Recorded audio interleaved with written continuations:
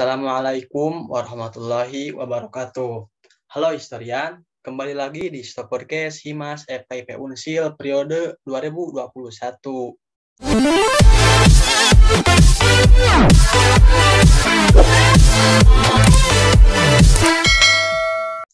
Nah, alhamdulillah nih, bertemu lagi dengan saya dengan tidak bosannya, yaitu LK Fikril Al-Hasani, yang akan menemani kalian dari awal Histopodcast sampai akhir ini.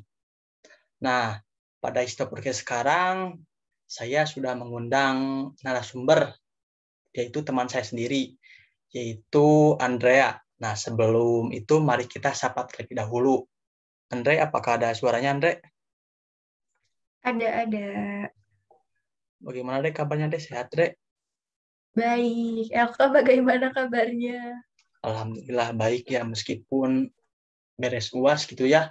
Meskipun lumayan gitu, UASnya online lagi kemarin teh. Tak terasa gitu. Nah, pada kesempatan kali ini, Histopodcast akan sedikit membahas tentang landmark negara Indonesia, yaitu Monumen Nasional atau yang sering disebut dengan Monas. Nah, mungkin teman-teman podcast sudah tak asing gitu mendengar kata Monas. Ya, kata Monas ini ya pasti tak jauh gitu. Pasti ada di Jakarta, lebih khusus Indonesia gitu. Pasti gitulah, mau dari kalangan remaja, dewasa, ataupun sampai anak-anak gitu. Pasti semuanya mengetahui tentang Monumen Nasional ini atau Monas ini gitu. Karena monumen ini selalu dijadikan ajang tempat study tour atau tempat wisata gitu bagi para anak SMP ataupun SMA, sekaligus ya anak-anak untuk semata wisata gitu, terlebih khusus untuk dewasa. Nah, terlebih khusus itu pasti adalah peristiwa atau kejadian didirikannya atau dibuatkannya Monumen Nasional ini gitu. Nah, mungkin kita ketahui gitu, Monumen Nasional ini terletak di Jakarta, terlebih khusus di pinggir Masjid Al-Istiqlal gitu. Nah, pasti gitulah sebelum didirikannya Monas ini, si tempat tersebut ada lapangan atau semacam apanya gitulah, mungkin ada sedikit alasan gitu, di mana Monumen Nasional ini dicetuskan atau diniatkan oleh Presiden pertama Indonesia, yaitu Insinyur Soekarno. Nah, maka dari itu kita tanyakan kepada narasumber kita sekarang gitu tentang sejarah tempat Monumen Nasional didirikan sebelum didirikannya gitu. Nah, silakan Andrea. Iya, makasih Elka. Jadi kalau ngomongin Monas gitu kan pasti kayak identiknya tuh kan ketika kita jalan-jalan ke Jakarta pasti kayak nggak afdol kalau nggak ke Monas gitu kan. Jadi kayak harus banget ke Monas gitu. Jadi kan kayak ikonik banget. Sebenarnya kalau Monas sendiri dulunya tuh Soekarno kayak pengen bikin satu tugu yang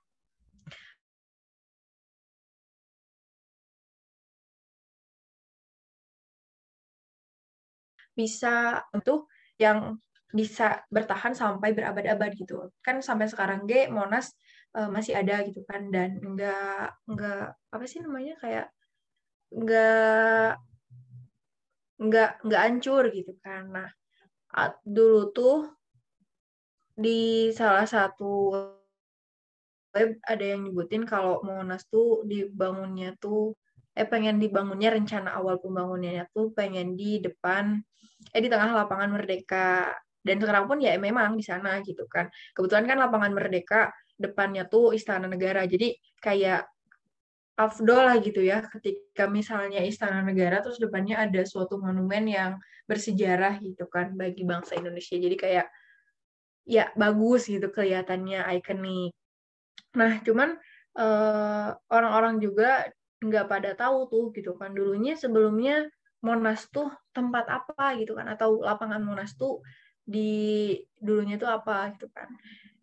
Nggak banyak yang tahu kalau dulunya tuh lapangan Monas tempat mencari kerbau makan. Emang kan dulu masih kayak hutan gitu. Jadi ya pasti tempat rumputan gitu kan, kerbau cari makan gitu. Terus lapangannya juga yang dipakai sekarang tuh dulunya tuh sempat dipakai militer sampai lapangan raja. Kalau nggak salah pada yang ini tuh yang apa sih? Yang padang rumput tuh pada pimpinan Dendles tahun 1800-an kalau nggak salah di pimpinan Dendles. Terus pas jadi tempat apa sih kayak tempat latihan gitu, pas udah di tangan Thomas Raffles gitu kan, kayak kita kenalnya Thomas Raffles. Nah kalau kayak apa sih kenapa sih gitu kan alasannya dibangun Monas gitu kan? Ya memang sih alasan yang paling mendasar kayak Soekarno pengen ada suatu monumen yang bisa ngegambarin perjuangan bangsa Indonesia. Cuman dari sisi arsitekturnya juga kan, kalau di zaman dulu gitu kan kayak nggak kebayang orang-orang dulu bisa ngerancang bangunan semegah itu, sebagus itu gitu kan.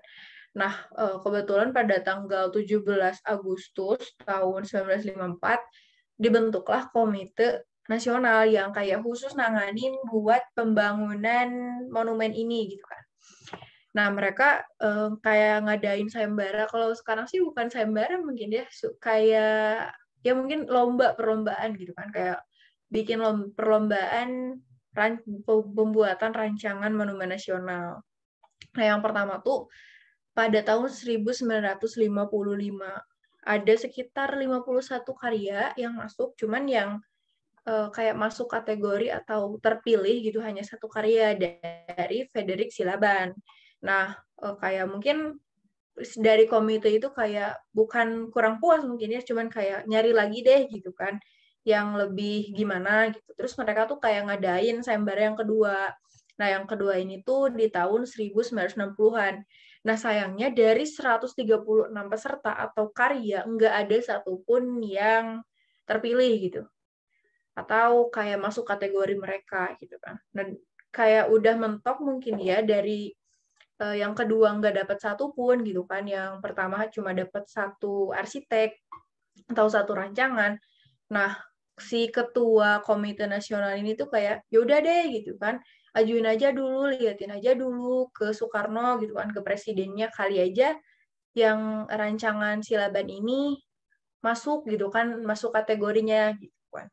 Nah, singkat cerita kayak ya udah dikasih lihat dulu gitu kan ke Soekarno. Nah, cuman yang Soekarno pengenin tuh bentuk monumen nasionalnya tuh kayak bentuk Lingga dan Yoni gitu kan. Nah, eh, disuruhlah bikin ulang lagi gitu kan, bikin rancangan ulang lagi, istilahnya rancangannya bentuk benih. Dan posisinya Indonesia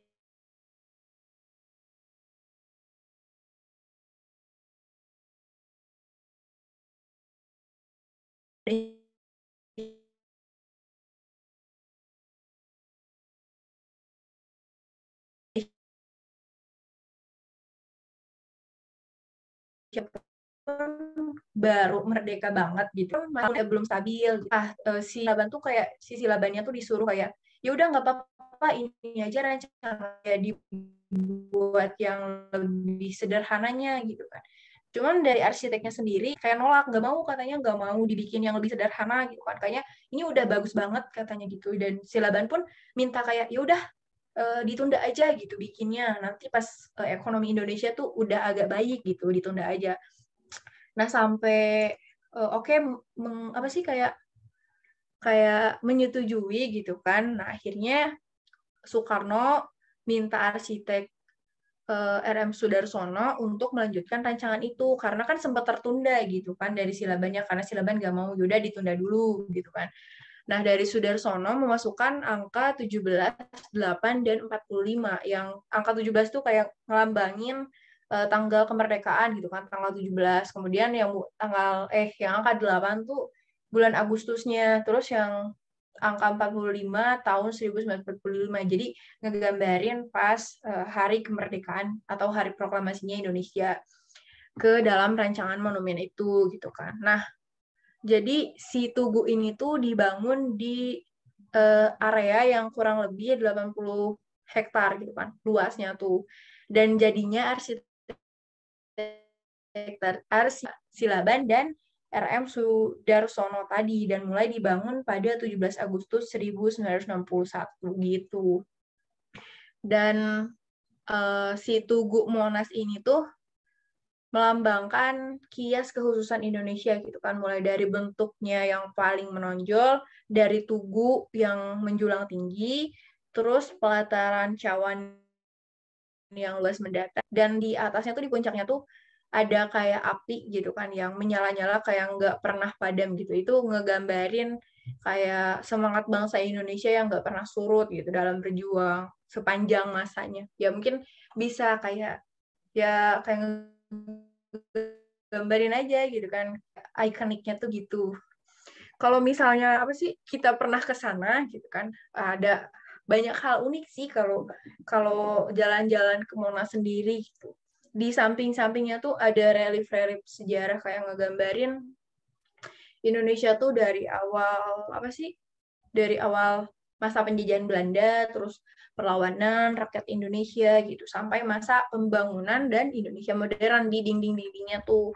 Kemudian ada juga di dalamnya tuh ruang kemerdekaan. Nah, ruang ini bentuknya kayak apa sih? Api teater gitu kan, kayak teater, tempat teater gitu, dan di sana tuh tempat nyimpen simbol-simbol kenegaraan gitu kan. Tuh naskah proklamasi pun ada di sana.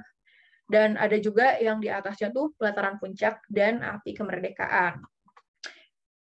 Nah, kalau misalnya kita pernah ke sana, pasti di atas tuh ada teropong. Jadi pengunjung tuh bisa ngelihat kayak kota Jakarta tuh dari atas itu gitu kan. Jadi kayak bagus aja gitu kan. Jadi tempat wisata gitu. Kak. Nah, baik gitu. Jadi ya dari awal kita tahu sebelum didirikannya Monas itu yang awalnya tuh hanya lapang atau rerumputan untuk makanan kerbau gitu. Nah, setelah itu ya dijadikan tempat sebagai latihan tentara, terlebih khusus ketika pada masa ataupun di pemerintahan Daendels. Nah, setelah itu ya mungkin tadi sudah disinggung gitu kayak Andrea terkait tugu atau monumen nasional itu. Karena tadi sudah disinggung juga disebutkan oleh saya pada awal gitu. Monumen nasional ini ya tempat kesejarahannya sangat banyak gitu, sangat penting gitu bagi Indonesia karena terlebih khusus gitu untuk para pelajar gitu dari SMP ataupun SMA gitu selalu diadakan study tour gitu. Terlebih khusus Monumen Nasional ini tidak terlewatkan gitu untuk kunjungan kesejarahan ataupun study tour. Ya karena tadi sudah dijelaskan juga di bawah monumen ini terdapat Museum Nasional Indonesia gitu yang dimana banyak relief-relief tentang awal mula kemerdekaan sampai sebelum dijajahnya oleh Belanda gitu. Terlebih khusus di atasnya gitu ada teropong gitu untuk melihat kawasan uh, Jakarta ini gitu. Nah, tadi kan disebutkan di atas monumen ini ada sebuah kayak simbol api gitu ataupun dengan lidah api yang dibahanin oleh emas gitu. Nah, menandakan bahwa itu merupakan sebuah perjuangan atau sebuah kemerdekaan Indonesia yang tidak akan pernah padam. Berarti akan nyala terus gitu dari awal kemerdekaan ini. Nah, menyinggung itu simbol-simbol dari Tugu Nasional ini apakah selain itu apakah ada lagi atau tidak gitu secara lebih spesifik atau secara jelasnya gitu. Itu mungkin Re. Oh, jadi kayak nyimbolinnya gitu kan. Ya. Kayak kebanyakan sih gitu kan kalau dilihat dari buku-buku atau mungkin sumber literatur saya yang masih belum banyak gitu. Kebanyakan kayak nyebutinnya tuh yang bagian apinya ada gitu kan. Tapi kalau dipikir-pikir keren juga gitu ya bangsa Indonesia pada saat itu ya belum berkembang seperti sekarang gitu kan, sudah bikin monumen yang semegah itu, terus di atasnya tuh kayak ada dilapisi emas kan, kalau nggak salah itu emasnya ada yang nyebutin 28 kilo, terus ada juga yang kayak nyebutinnya tuh 35 kiloan emasnya tuh. Kalau nggak salah si emas ini tuh sumbangan dari Teku Markam gitu, yang nyumbangnya tuh. Gitu Elva. Baik. Melihat atau kembali lagi gitu ke sejarahan.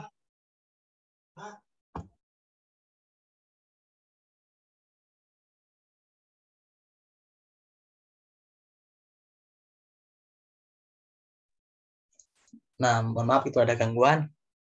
Nah, sebelum menyinggung dari yang sebaliknya gitu ya, sebelum didirikan Monas ini ya banyak pertimbangan, banyak pendapat, banyak sekali masukan gitu. Mau dari presiden ataupun dari para pendukung gitu pembuatan Monumen Nasional ini gitu. Bukan berarti semata-mata membuat ini hanya untuk menandakan sebuah kemerdekaan, tapi melihat jangka panjangnya terlebih dahulu gitu, bakal sampai mana. Berarti jika dilihat dari masa lalu gitu, bahwa bangsa Indonesia juga terlebih khusus gitu kepada para pejuangnya gitu, sudah memikirkan gitu untuk kedepannya bagaimana dan seperti apa gitu, terlebih khusus gitu untuk bangunannya yang sampai sekarang gitu kokoh, sudah hampir berpuluh-puluh tahun gitu Monumen Nasional ini berdiri di Indonesia, tepatnya di Jakarta gitu. Ya mungkin ada sedikit renovasi, tetapi ketika mendapat guncangan seperti gempa ya mungkin kuat gitu, dari marmernya, dari pondasinya gitu, ya gak beda jauh gitu. Bangunan yang sekarang gitu gak beda jauh 10 tahun sebelumnya gitu ya, sedikit terkena gempa gitu langsung ya roboh ataupun retak gitu. Beda lagi dengan bangunan-bangunan zaman dulu gitu, terlebih khusus pada masa penjajahan Belanda gitu. Banyak sekali gedung-gedung yang memang sampai sekarang itu kokoh gitu, sampai sekarang, terlebih khusus seperti gedung Museum Fathahillah gitu, seperti yang terlebih khusus gitu yang zaman-zaman dahulu gitu, seperti Candi Borobudur, Candi Prambanan gitu, yang dimana ya memang gitu sampai sekarang tuh bertahan lama, bertahan kuat gitu, meskipun mendapatkan guncangan ya pasti adalah sedikit kikisan-kikisan yang roboh gitu, yang mungkin wajar gitulah, seenggaknya sampai tidak hancur gitu. Nah mungkin itu gitu ya, sangat diapresiasi gitu kepada para pejuang zaman dahulu gitu dalam melakukan suatu hal yang mereka tidak melakukan karena pendapat mereka sendiri atau keegoisan mereka sendiri gitu. Mereka memikirkan terlebih dahulu, mereka memusyawarahkan terlebih dahulu, seperti mereka melakukan sayembara tentang pembuatan desain tugu ini gitu. Nah, mungkin sebelum itu, apakah dari Andrea ada masukan atau ada saran gitu terkait materi podcast sekarang ini tentang Monas? Tadi nyambung ya dari yang LK gitu kan. Kenapa sih? Enggak kenapa sih. Jadi bangunannya tuh bangunan zaman dulu mah masih kokoh-kokoh gitu kan. Meskipun udah hampir berpuluh-puluh tahun, tapi bangunannya masih tetap bagus gitu kan. Kalau nggak jauh-jauh sih, kayak jalan raya aja yang dibangun pada saat pemerintahan Belanda gitu kan. Sampai sekarang kan masih bisa digunain gitu kan. Karena mereka pada saat itu ya kalau misalnya ngebangun sesuatu tuh ya emang dibangun bener-bener dibangun gitu kan, mulai dari fondasi atau bahan-bahannya pun ya memang yang kayak kuat buat jangka waktu yang lama gitu kan. Nggak, dari dananya pun nggak banyak yang dimasukin saku, makanya pemilihan bahannya pun ya memang benar-benar bagus gitu kan. Makanya si bangunan ataupun jalan-jalan, monumen-monumen yang dibangun pada saat atau sebelum kemerdekaan itu pada bagus-bagus itu ya alasannya tuh itu gitu kan, nggak kayak sekarang jalan baru dibangun aja baru setahun 2 tahun udah kayak ya bisa dilihat gitu kan ya, yang nggak suuzon ke ininya gitu kan, cuman kayak kok bisa gitu kan, baru setahun 2 tahun udah kayak gini gitu kan, gitu aja sih. Terus ya mungkin buat teman-teman atau adik-adik yang mau jalan-jalan ke Monas, harus dong gitu kan jalan-jalan ke Monas, seenggaknya ya sekali dalam seumur hidup gitu kan, biar tahu ini tuh monumen nasional gitu, jadi ikonnya Indonesia gitu kan, salah satunya. Jadi kalau ke Jakarta coba main ke Monas gitu kan, tiketnya pun nggak mahal gitu, masih terjangkau di saku pelajar, banyak juga sejarahnya gitu sih. Jangan sampai nggak tahu Monas di mana gitu kan, jangan sampai nggak tahu apa itu Monas gitu, gitu sih. Sangat disayangkan gitu kan ketika seorang pelajar tidak tahu apa itu Monas. Apalagi kalau ditanya apa singkatan Monas, kayak ngeblank. Nah, itu harus dipertanyakan guru sejarahnya tuh kayak gimana gitu. Khawatir ya. Mungkin itu aja sih, Alka. Ya baik, benar gitu ya, kepada pelajar gitu terlebih khusus ya, masa gitu tidak tahu tentang Monas gitu ya. Mungkin sekarang kita tidak bisa berpergian jauh gitu, seperti yang ingin langsung lihat Monas gitu karena ada PPKM darurat ya, kita manfaatkan saja gitu gunaan yang sekarang yaitu internet ya. Kita bisa langsung melihat gitu di website itu banyak yang gratis tanpa bayar gitu ya, mungkin hanya untuk kuota saja. Nah, sebelum saya tutup gitu, nah balik lagi kan Andrea gitu, apakah ada masukan atau saran lagi gitu kepada penonton Histopodcast ataupun kepada Himas FTP Unsil? Waktu dan 4, silakan Andre. Cukup sih, cuman next time mungkin Himas jalan-jalannya ke Monas gitu ya. Kalau udah nggak PPKM. Ya, lumayan gitu aja. Udah sih.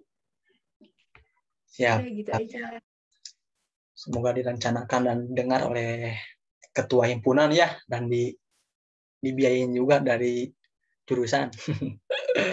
Nah, tak terasa gitu ya, dari awal sampai akhir kita sudah membersamai Histopodcast sekarang tentang Museum Nasional atau Monumen Nasional gitu. Terasa gitu dari awal sampai akhir.